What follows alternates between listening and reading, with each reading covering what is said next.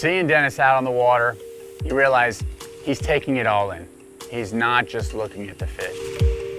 He's looking at the sargassum floating in the water. He's looking at the light hitting the water.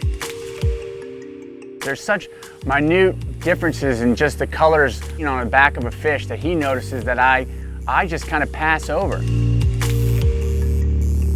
Seeing his drawings, seeing his paintings, I'm amazed. I mean, I see it and we capture it on film, that's one thing, but he must capture those same images in film in his mind and be able to recreate that and to put that out so lifelike is what really amazes me.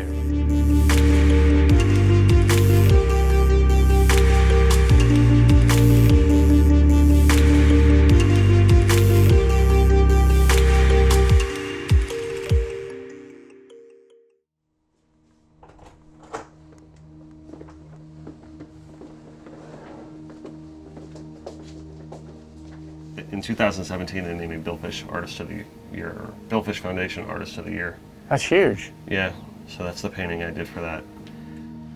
Everybody has a style of art that they're drawn to. Dennis's style is just something that I could appreciate. It was really realistic to me, almost kind of, if I had the ability to do this is the kind of art that I would want to produce. When I started Unfathomed, I needed a logo, and he's the first person I thought of. I called him, he said, come into the studio, let's sit down, we can work together and find something that we'll both be happy with. And just an hour or two in the studio, we created the logo for Unfathomed. That's why we're able to do things like that, because to me it's all connected by water. Yeah, that makes it's sense. Connected by water and it's creative, then we'll do it. And that's really kind of the theme of the studio. And people ask me all the time when I draw fish, right? It's really how I grew up. Art's a reflection of your life, or at least it should be. If you're not reflecting what you incorporate in your life, then you probably shouldn't be painting that. Growing up fishing, and growing up, diving these waters and surfing these waters, it was really such a big part of my life. It just really became a passion. Not only just the fish, but just the lifestyle of the whole saltwater scene and the culture that's built around it. It's really just something that is innate in me. So painting fish for me just comes natural. When I see them, I love them.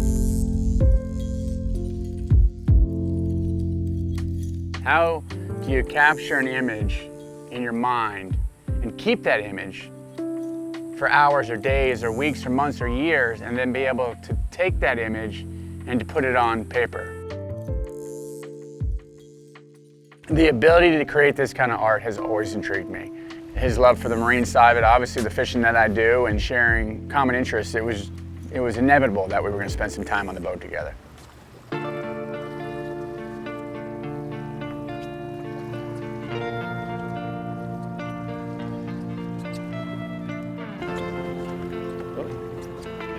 There we go. Oh, kingfish skyrocketed on it. Missed it. Just what I want. Oh, on it again.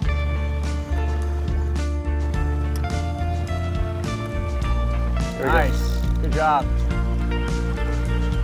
That was cool to see him jump like that. I love when they sky like that. You kidding me? It's killer. Light hits them. It's like magic. What happened? He ran on me. I don't want any part of that guy. Yeah. You may paint me. Yeah, right. Come on, man, I'll paint your portrait. Let's go. I won't even charge you. This area is known for its kingfish, very common in this area along the reef line. And they have a lot of tournaments, that Dennis creates the artwork for. To have the ability to catch a kingfish, to see it, and to have him point out the little tiny details. So you love these little finlets on there? They move back and forth. Oh my God, yeah, look at that. It kind of shows all that directional push and pull when it's underwater. Just moving around, it still does it while you got them out. I love that. I love when that happens. It's probably my favorite part of the fish. That was something that I had never picked up before, but these are the things that he was seeing. Ooh, so you use wire on those things. Yep. That color, when they come up, it's nice and fresh, right? And that's what you gotta remember. You really gotta kind of remember The gradation and the transition of colors like now, you don't always get that in the picture, and you definitely don't get it when they're dead on the dock. Yeah, it's true. Now's the time.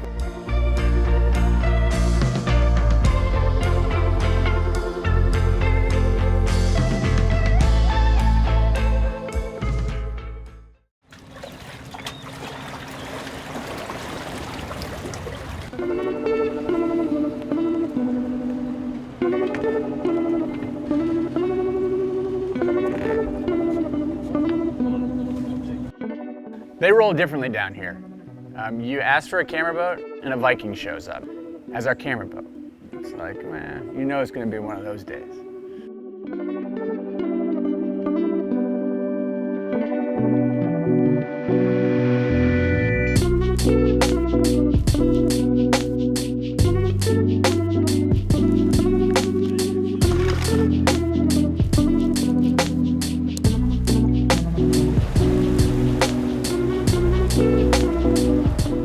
That's what's so great about this area is you're a stone's throw from the shore.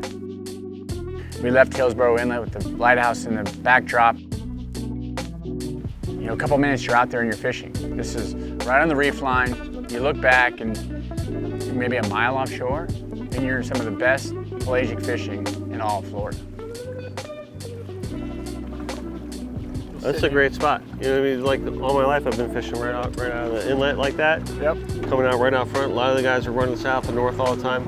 Obviously you got to go where the bite is, but more often than not, you hear the best stories right out front here. Run past fish to find fish. Yep, exactly. I'm guilty of that. We wanted to keep the day of fishing light. Nothing too intense, nothing too crazy, nothing too serious. Just our goal was to go out there and look for inspiration. That was it. I was going to try to understand what he was seeing, how he saw things, and just kind of pick his brain and see how he did what he does. That one got bit, that's short.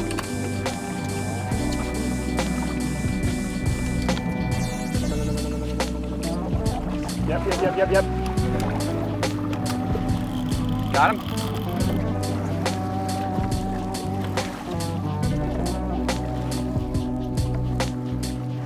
Oh, bonita.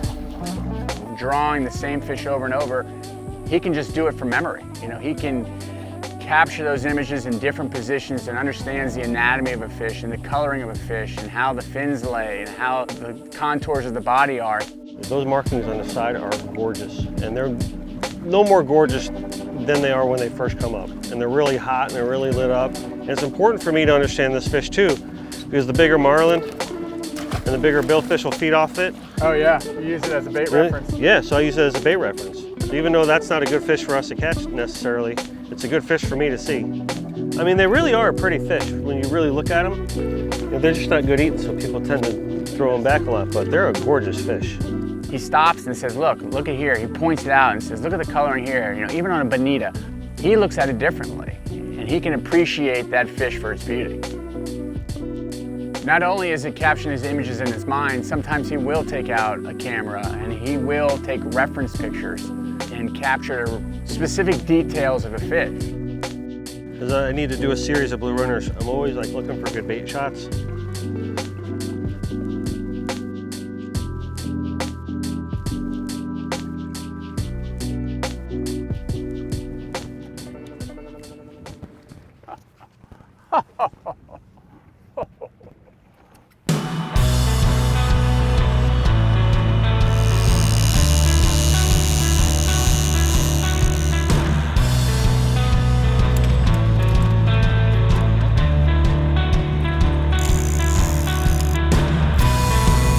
What I really wanted to capture was the sailfish. And this area is known for sailfish. This is one of the best places to fish for sailfish. Let's present these baits to these fish the way they like it. And they love the bait on the kite. So we were just gonna get one kite out, fly a couple baits off it, hopeful that a sailfish would come along.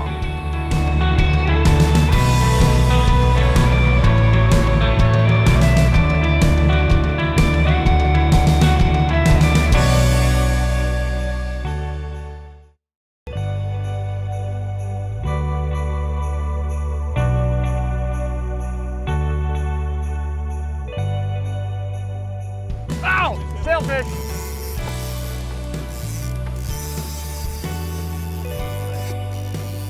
Something Nice. going.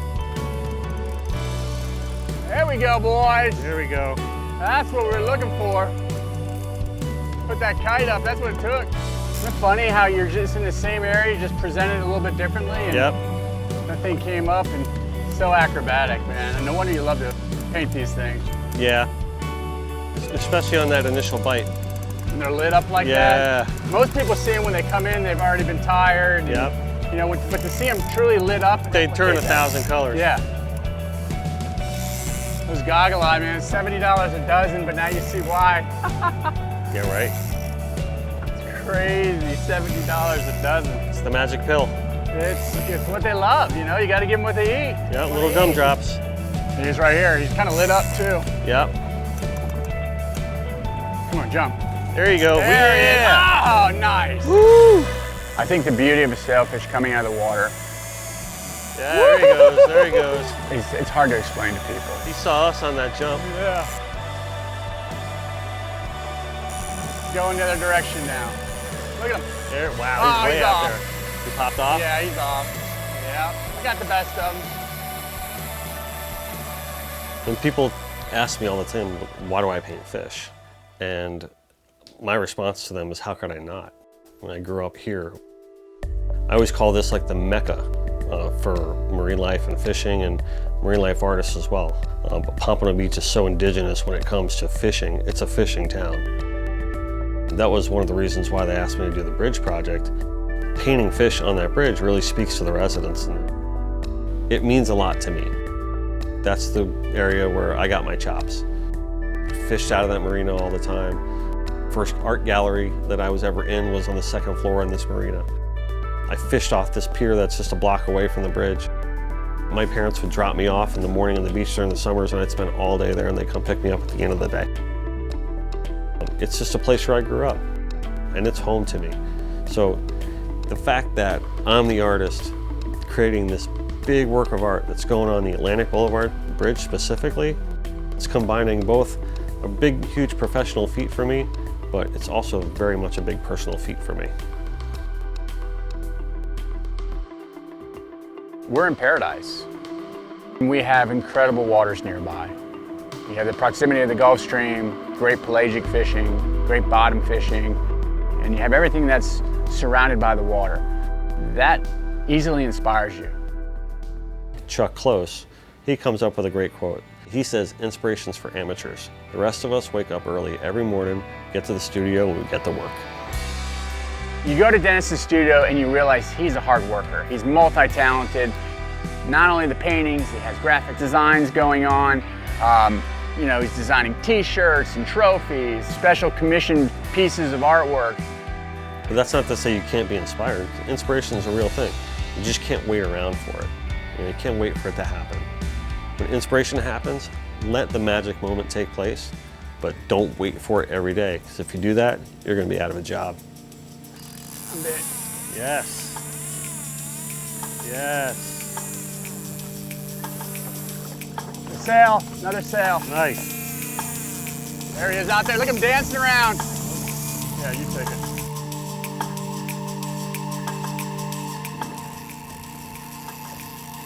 I think the one thing we've proven today is that the kites are the effective way of going after them. Not a bad day. Not a bad day. Research day. Research and development. Oh, he's lit up. Use a sauce.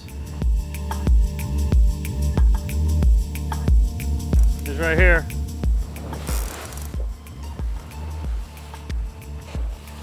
That's the leader. Right there, huh?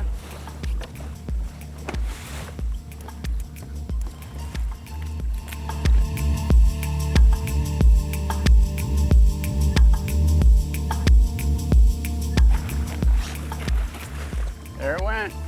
Ha ha! See ya. There she goes. Good job, brother. Right on.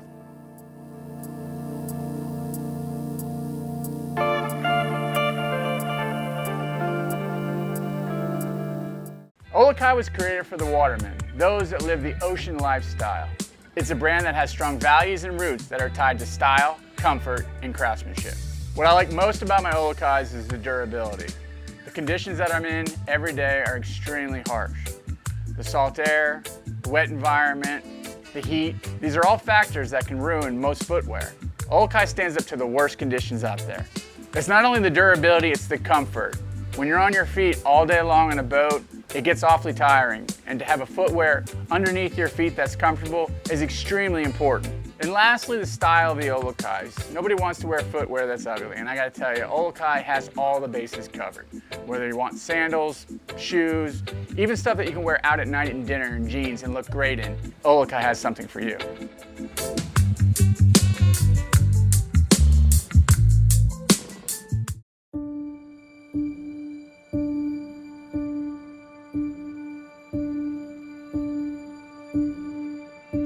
The kite bait, the hammerhead is not happy. Don't eat my $10 goggle eye. He's turning on it. He wants it. Something else is on the bait now. Yep, long got bit. Sailfish! Sailfish! Yeah! Come on, baby. All right, reel this other one in. Let's go after this fish. Yep. All done. You're all set? Yeah. All right, go. You got the boat? Yeah. Go right at him. Right at it? Yep, right at him. There he is. There he is. Woohoo! Nice. There he is, boys. Yeah. Woohoo! God, you see the purples in his fins? Yeah, man. I think sailfish are just gorgeous. And you see that blast out of the water, and just like gives me goosebumps and chills every time. Right there, boys! Yeah! Little water. Probably the most beautiful fish in the water in my mind. You can't beat that sail, and you can't beat how fast they are.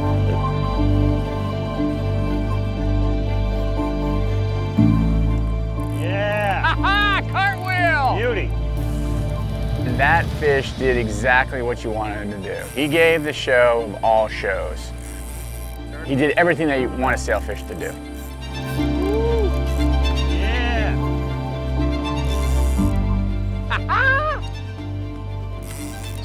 All right, that's a caught fish right there. Neutral.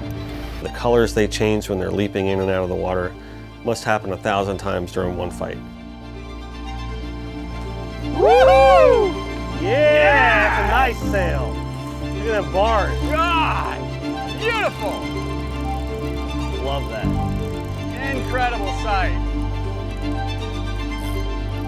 I'll never get sick of seeing that. I'll never get sick of painting that. The energy that this fish has is just incomparable to anything else I've ever seen before in my life. There's nothing like just seeing it happen in front of you. You could look at all the pictures you want in the world. You're still not going to get the transition, the change, because it changes from second to second sometimes. Look at that. Look at the purples. Yeah, this, you know what? look at This, that. when they light up like that, that's what I love. That's hot. Wow. Look. Good fighter too. And that's one of the reasons why I love painting the fish, because they just create an energy that is so far beyond anything else that's seen, you know, on our planet, that it just really makes me think that that's the pinnacle of action. I love how this gets completely retracted in. You know, when he wants to, completely retracted. One of the fastest fish in the ocean with his burst of speed. It's just beautiful. This sail is... I just love how they light up with those bars when they jump in. Look at that sail. Look at the color in that sail. It's like purple. What color is All that? those dots. I don't even know if we can recreate that color. We're sure gonna try though. Look here. Yeah, look at It's that. like an iridescent purple and Yep. blue. All those dots on there.